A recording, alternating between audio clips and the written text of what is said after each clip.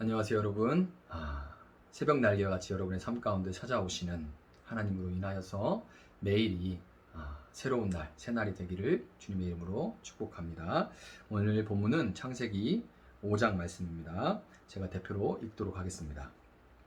이것은 아담의 계보를 적은 책이니라. 하나님이 사람을 창조하실 때에 하나님의 모양대로 지으시되 남자와 여자를 창조하셨고 그들이 창조되던 날에 하나님이 그들에게 복을 주시고 그들의 이름을 사람이라 일컬으셨더라. 아담은 130세에 자기의 모양 곧 자기의 형상과 같은 아들을 낳아 이름을 셋이라 하였고 아담은 셋을 낳은 후 800년을 지내며 자녀들을 낳았으며 그는 930세를 살고 죽었더라. 셋은 105세에 에노스를 낳았고 에노스를 낳은 후 807년을 지내며 자녀들을 낳았으며 그는 912세를 살고 죽었더라.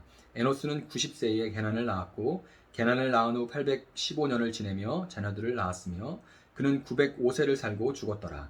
게난은 70세에 마할랄레를 낳았고 마할랄레를 낳은 후 840년을 지내며 자녀들을 낳았으며 그는 910세를 살고 죽었더라. 마할랄레는 65세에 야렛을 낳았고 야렛을 낳은 후 830년을 지내며 자녀를 낳았으며 그는 895세를 살고 죽었더라. 야렛은 162세에 에녹을 낳았고 에녹을 낳은 후 800년을 지내며 자녀들을 낳았으며 그는 962세를 살고 죽었더라. 에녹은 65세에 무드셀라를 낳았고 무드셀라를 낳은 후 300년을 하나님과 동행하며 자녀들을 낳았으며 그는 365세를 살았더라. 에녹이 하나님과 동행하더니 하나님이 그를 데려가심으로 세상에 있지 아니하였더라. 무드셀라는 187세에 라멕을 낳았고 라멕을 낳은 후 782년을 지내며 자녀를 낳았으며 그는 969세를 살고 죽었더라. 라멕은 182세의 아들을 낳고 이름을 노아라고 하여 이르되 여호와께서 땅을 저주하심으로 수고롭게 일하는 우리를 이 아들이 안위하리라 하였더라. 라멕은 노아를 낳은 후 595년을 지내며 자녀들을 낳았으며 그는 777세를 살고 죽었더라. 노아는 500세 된 후에 셈과 함과 야벳을 낳았더라. 아멘. 자, 여러분 창세기를 영어로 이 제네시스라고 하죠. 제네시스라고 하는데 기원을 의미하는 헬라어 게네시스에서 나온 겁니다. 세상과 인간과 죄와 결혼과 민족들에 대한 기원에 대한 이런 책이다 보니까 족보와 계보가 이 창세기에는 자주 등장하는데요. 창세기는 2장 3절까지의 서론, 이 서론 하나와 그리고 10개의 계보로, 10개의 족보로 이루어져 있습니다. 또 이 10개의 족보는 10개의 세대로 10세대로 구성되어 있고 또 한 세대마다 한 족보가 등장할 때마다 한 명의 인물에 대한 이야기가 흘러가요. 예를 들어 데라의 족보에는 아브라함이 나와서 아브라함이라는 인물 중심으로 한 가지 이야기가 흘러가죠. 자, 다시 말해서 10개의 계보, 10개의 세대, 10개의 인물, 10개의 인물에 얽힌 에피소드. 그래서 10이죠. 이 세 개의 10이라는 숫자를 중심으로 해서 창세기가 구조가 이루어져 있습니다. 오늘 본문인 5장의 계보는 작은 제목을 보면 아담의 계보라고 되어 있는데요. 이 아담의 계보라고 되어 있는 이 계보, 이 족보는 창세기 4장 16절부터 24절에 가인의 후손들과 함께 하나의 계보를 형성하고 있습니다. 자, 하나의 계보를 형성하고 있어요. 끊어진 이야기가 아니라. 자, 이것을 생각해 보면 5장의 계보는 사실상 3절에 언급된 셋의 계보라고 이야기를 할 수가 있습니다. 자, 4장 16절부터 24절에는 가인의 후손이 나오고 5장에 나오는 이 계보에는 셋이라는 인물을 중심으로 이루어진 계보라고 말할 수가 있어요. 우리는 이 연결되어 있는 이 계보를 통해서 범죄한 가인과 하나님께 선택된 셋의 후손들을 이 면면을 대조해서 살펴볼 수가 있습니다. 이 족보를 통해서요. 자, 그런데 이 족보를 보다 보면 흥미롭게도 이 두 계보, 가인과 셋의 이 두 계보에서 이름이 같은 사람들을 발견할 수가 있어요.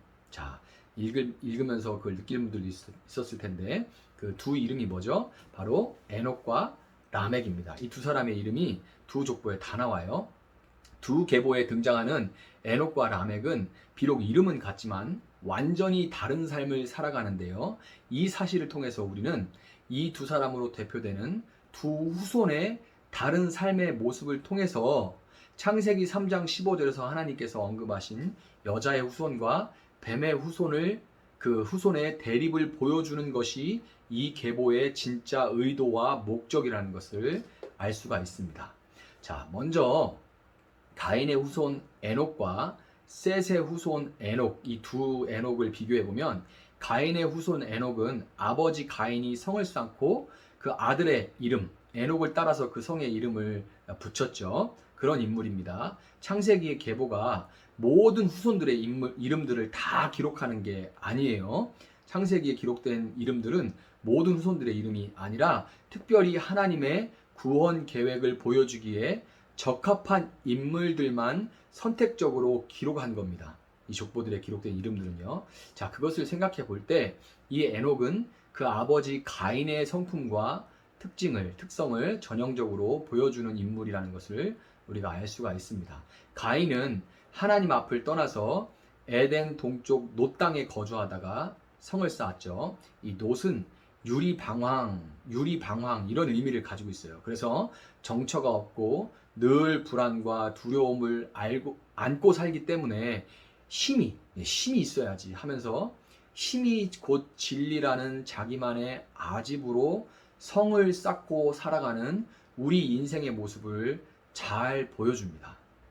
반대로 셋의 후손 에녹은 65세의 아들 무두셀라를 낳은 후에 300년을 하나님과 동행하면서 살다가 히브리서 11장 5절에 따르면 이 에녹은 죽음을 보지 않고 옮겨졌다, 그렇게 말해지는 인물이에요. 성경에 딱 두 명 죽음을 보지 않고 옮겨진 인물이 있죠. 바로 이 에녹과 엘리야입니다.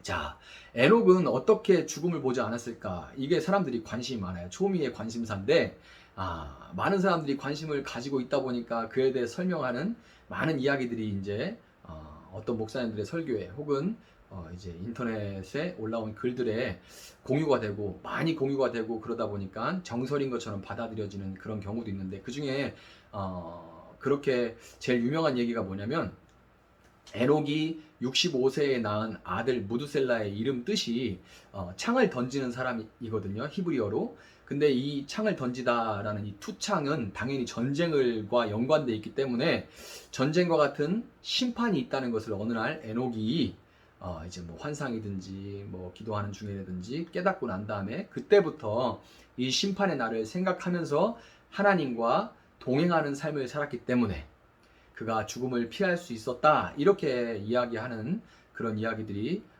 워낙 그럴듯하잖아요. 그래서 정설인 것처럼 받아들여지는데, 사실 이거는 이 무드셀라가 히브리어가 아니라 아카드어입니다. 그래서 창을 던지진 자라는 뜻이 아니에요. 그냥 이 아카드어인 무드셀라를 히브리어로 발음이 비슷하다고 해서 억지로 옮긴 다음에 그 뜻을 갖다 붙여서 억지로 만들어낸 그런 이야기입니다. 억지스러운 해석이에요. 그거보다 중요한 건 뭐냐면, 여러분 보세요. 에녹은 이 셋의 계보에서 7번째 사람입니다. 계보를 한번 세보세요. 7번째 나오는 이름이 바로 에녹이에요. 하나님이 택하신 자와 맺은 언약이 얼마나 견고한지를 보여주는 상징적인 인물이 바로 에녹인 겁니다. 셋을 택하시고 그 셋을 통하여서 구원자가 나올 거라는, 여자의 후손이 나올 거라는 그 하나님의 언약이 얼마나 견고한지를 보여주는, 그리고 그렇게 택함받은 자의 삶이 어떤지를 보여주는 상징적인 인물이 바로 에녹인 거예요. 에녹은 실제 역사적인 인물이긴 한데요. 그가 365세를 살았다는 것은 물리적으로 한 해, 두 해 이런 물리적인 365년이 아니라 1년의 날수인 365를 완전한 인간의 수명으로 보던 당시 고대 바빌로니아의 천문학적인 세계관에서 그가 얼마나 하나님 안에서 충만하고 충실한 삶을 누렸는지를 말해주는 것이 바로 그가 365년을 살았다라고 그렇게 기록이 된 겁니다. 에녹뿐만 아니라 셋의 계보에 등장하는 아버지가 이 자식을 보는 연수의 그 숫자들이 나오잖아요. 그 숫자의 총합과 아담부터 람에게 이르는 인간의 수명 전체의 합계를, 이거 여러분이 해보실 필요는 없습니다. 이런 거 해보라고 목사가 있는 거예요. 합계를 각각 바빌로니아의 60진법을 토대로, 우리는 지금 10진법을 쓰죠. 그리고 컴퓨터는 2진법을 쓰고요. 근데 바벨로니아는 당시에 문화를 주도하던 세계의 중심 바빌로니아는 60진법을 사용했습니다. 이 60진법을 토대로 나누면, 이 숫자들을 나누면 숫자들의 총계가 365라는 사실도 이 에녹이 365년을 하나님 안에서 충실한 삶을 살았다는 그런 상징적인 의미를 가지고 있는 인물이라는 것을 뒷받침하는 사실이에요. 그러니까 에녹이 대표하고 나머지 인물들 전체도 그 하나님이 언약 안에서 그들을 보호하시고 그들도 하나님의 언약 안에서 충실한 삶을 살았다는 것을 보여주는 계보인 겁니다. 자, 이것은 당시 사람들이 사람의 연수 주기가, 사람의 수명 주기가 천문학의 주기와 일치하며 인간의 삶이 천체와 같이 의미 있는 일정한 패턴을 따라간다 이렇게 생각했어요. 그리고 그 천체에 완성된 주기와 더불어 마무리가 된다라고 그 당시에 사람들은 그렇게 생각을 했습니다. 이게 맞다는 것이 아니라 바벨로니아의 세계관, 그 문화로 인한 세계관을 그때 고대 중동 사람들이 다 공유하고 있었기 때문에 그들이 알아듣는 언어로, 문화적인 언어로 하나님께서 모세를 통해서 말씀하신 것 뿐이에요. 그래서 그 당시 사람들은 이것을 다 이해할 수가 있었습니다. 자, 아담으로부터 셋을 거친 7대가 에녹이라면 가인 계보의 7대는 라멕이죠. 라멕은 하나님과 동행했던 그 에녹과는 달리 자신의 뜻대로 일부 다처제를 시작했고 자신의 폭력적인 행위를 뻔뻔하게 자화자찬하는 복수심에 사로잡힌 살인자로 등장합니다. 이 라멕의 삶은 죽음을 보지 않았던 에녹과 반대로 죽음을 초래하는 삶이었던 거예요. 라멕의 후손들은 목축, 음악, 금속, 재련과 같은 그런 화려한 문화를 창조했지만 셋의 계보와 달리, 그 계보를 한번 보세요. 그 계보와는 달리 그들의 장수했다 하는 그 장수의 연수가 기록되어 있지 않아요. 그들이 뭐뭐뭐를 했다는 있지만 장수의 그런 기록이 없습니다. 여전히 하나님의 형상을 지니고 있기에 문화를 창달은 하지만 죄로 인해서 깨지고 왜곡된 그들과 그 문화는 너무나 사악해서 홍수, 그 심판에서 살아남을 수가 없었습니다. 그와 대조적으로 하나님을 기쁘시게 하는 문화 창달자로서 온전한 하나님의 형상을 가진 자들은 예술과 과학보다는 영생을 의미하는 오랜 생명으로 유명했고 노아는 홍수 가운데도 살아남을 자격이 있었죠. 우리는 이 에녹의 삶을 통해서 하나님과의 교제가 회복된 곳에서는 죽음으로부터의 구원이 뒤따르게 된다는 것을 알 수가 있는 거예요. 우리는 족보에서 분명히 그것을 알 수가 있게 되는 겁니다.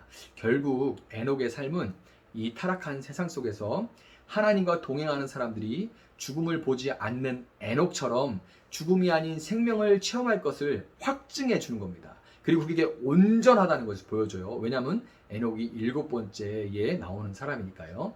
자, 그런데 29절을 보면 폭력과 절망으로 가득했던 가인 계보의 라멕과 극명하게 대조되는 셋의 후손이자 노아의 아버지인 라멕의 삶도 소개되죠. 이 두 라멕이 또 있어요. 에녹 후에 라멕도 같은 이름을 가진 사람이 존재합니다. 그런데 그는 땅에 내려진 하나님의 저주로부터 구원을 기대하죠. 셋의 계보를 통해서 여전히 하나님의 말씀이 세대를 이어져서 내려오고 있었어요. 아버지에서 자녀로, 아들로, 그 아들의 아들로 계속해서 이 셋의 계보에는 하나님의 약속과 말씀이 전해서 이어져 내려오고 있었습니다. 그 말씀에 순종하는 아버지의 삶을 통해서 자녀들 역시 그 말씀에 순종했다는 것을 우리가 알 수가 있어요. 왜? 라멕도 그 말씀, 그 약속을 기억하고 있으니까요. 그 아버지가 이야기해 줬겠죠. 그리고 그는 그 역시 그 아들에게 노아라는 이름을 붙여주는데요. 라멕은 수고로운 삶으로 인하여 하나님을 원망하는 것이 아니라 아들의 이름을 위로라는 뜻의, 이 노아는 위로라는 뜻입니다. 위로라는 뜻의 노아로 지을 정도로 죄로 병들고 왜곡된 세상에서 하나님만을 의지하고 거기서 위로와 힘을 얻으며 살아갔던 그런 인물입니다. 위의 라멕과는 굉장히 다르죠. 여러분, 그렇지만 우리는 이후에 성경에 기록된 노아의 실수 장면을 보면서 이 라멕의 아들인 노아의 실수 장면을 보면서 이제 9장 여기 가면은 실수들이 막 나오거든요. 그 역시 스스로의 의로움으로 인해서 심판으로부터 건짐을 받은 것이 아니다. 비록 그들이 언약 안에 있었고 그들이 뭐 경건한 그 위에 가인의 후손들에 비해서 경건한 삶을 살았지만 그들 자체가 온전해서 구원받고 건짐받은 것이 아니라는 것을 알 수가 있어요. 노아의 실수를 보면서 셋의 계보에 기록된 사람들, 특히 라멕은 자신의 후손 노아에서 그 후손으로 이어지는 역사 속에 마침내 이 땅에 오실 여자의 씨, 여자의 씨, 여자의 후손인 구원자를 통해서만 온전한 구원이 있다는 것을 믿고 아들의 이름을 노아라고 지어줬던 거예요. 여러분, 셋의 계보를 보면 가만 보세요. 그러면 사람이 한 일이라고는 사실 자녀를 낳고 죽은 것밖에 없습니다. 낳고 죽고 그런 것 같이 보이죠. 노아를 낳은 라멕도 홍수 전에 죽었고, 가장 오래 살았던 무드셀라 역시 홍수가 나던 후에 죽었는데 아마도 그해 홍수 전에 죽었을 겁니다. 왜냐하면 무드셀라가 만약에 홍수로 인해서 죽었다면 이 노아는 할아버지도 방주에 안 태워드린 천하의 불효막심한 사람이 되는 거잖아요. 그러니까 이 무드셀라는 정확히 홍수 일어나는 해에 죽었는데 아마도 이제 홍수가 일어나기 얼마 전에 자연사하지 않았을까 그렇게 생각이 됩니다. 여러분, 근데 우리는 이 셋의 계보를 통해서 범죄한 인간에게 한 번 죽는 것은 정해진 것이고 그 후에는 반드시 심판이 있지만 하나님은 택하신 자녀들을 그 심판에서 면제해 주시고 건져 주시고 또한 영원한 생명을 주신다는 것을 분명하게 이 족보라는 역사를 통해서 알 수 있는 겁니다. 하나님은 결국 노아의 후손으로 오신 예수를 통해서 수고롭게 일하는 우리를 이 아들이 아니하리라 하는 그 겸손한 남에게 기도를 들어 응답해 주셨죠. 예수님은 이 땅에 오셔서 수고하고 무거운 짐진 자들아 다 내게로 오라 내가 너희를 쉬게 하리라 이렇게 말씀하시면서 가인의 족속처럼 살아가는 우리들을 초대하십니다. 그 초대에 응해서 여자의 씨인 그분을 믿음으로 마음에 그 생명의 씨가 심긴 모든 자들은 심판에서 건짐받고 이생과 내생에서 영원한 안위를 얻는다는 사실을 여러분 믿으시고 오늘 하루도 에녹과 같이 하나님과 동행하는 충실한 삶을 그 믿음 안에서 살아내는 여러분 되시기를 주님의 이름으로 축원합니다. 제가 한번 기도하겠습니다. 사랑하신 하나님 감사합니다. 예수 그리스도의 오심으로 말미암아서 우리는 가인의 후손의 계보, 뱀의 후손의 계보에서 건짐받아서 여자의 후손의 계보에 올라간 줄 믿습니다. 우리의 온전함과 우리의 잘남과 우리의 그럴 만한 자격 조건으로 인해서 우리가 건짐받은 것이 아니라 우리와 약속하신 하나님의 신실하심으로 인해서 하나님께서 우리를 건지신 줄 믿습니다. 그 아들의 피로 우리를 건지셨사오니 이제 건짐받은 자답게 살아갈 수 있게 주님 도와주시고 우리가 계보에 기록되었을 때 우리 이름이 하나님 앞에 빛나는 이름으로 기억될 수 있도록 하나님 우리 삶 가운데 동행하여 주시고 함께하여 주시옵소서. 오늘 우리의 하루 삶도 또 여러 가지 힘든 일도 있겠지만 그러나 하나님 우리가 누구인지 어떤 계보 안에 올라가 있는지 우리 삶이 결국에 어떻게 될 것인지 우리 삶의 주인이 누구인지 기억하며 하루를 하나님 앞에서 충실하게 살아갈 수 있도록 하나님 힘을 허락하여 주시옵소서. 감사하며 예수님의 이름으로 기도합니다. 아멘. 우리 이어서 기도하도록 하겠습니다.